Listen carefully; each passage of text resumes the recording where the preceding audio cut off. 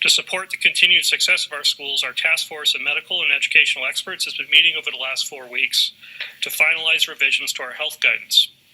That work is now complete and will be published shortly. The revised guidance will go into effect in mid-November to give schools time to adjust to the new requirements.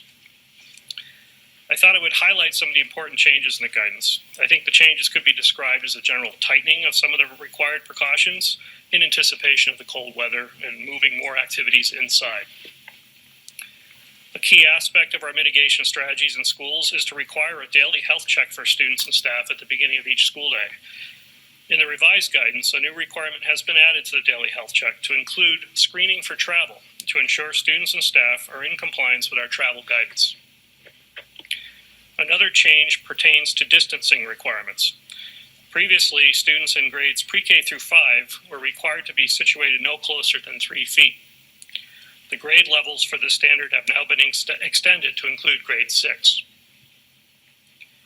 Related to the distancing requirements is new guidance on the use of barriers. Plexiglass barriers were permitted to reduce the minimum distancing standards, which are 3 feet for students in grades pre-K through 6 and 6 feet for students in grades 7 through 12.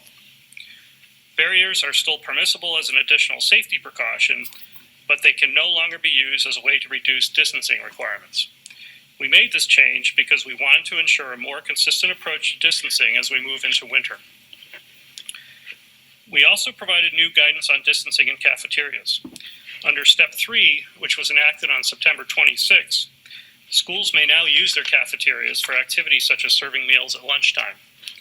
Our guidance now speaks to distancing requirements that must be utilized in cafeteria settings. Our revised guidance addresses a concern about open windows on school buses during colder weather.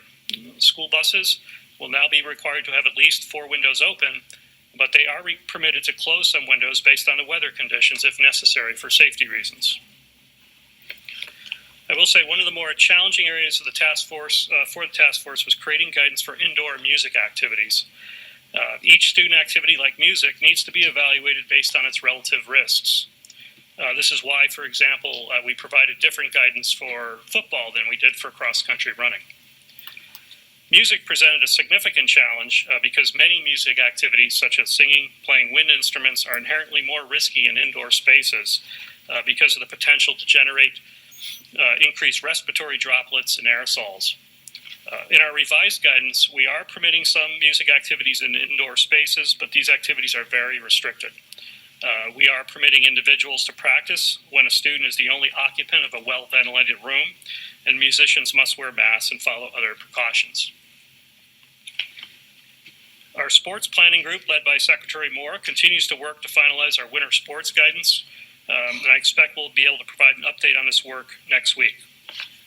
That concludes my update. I'll now turn it over back to Dr. Levine.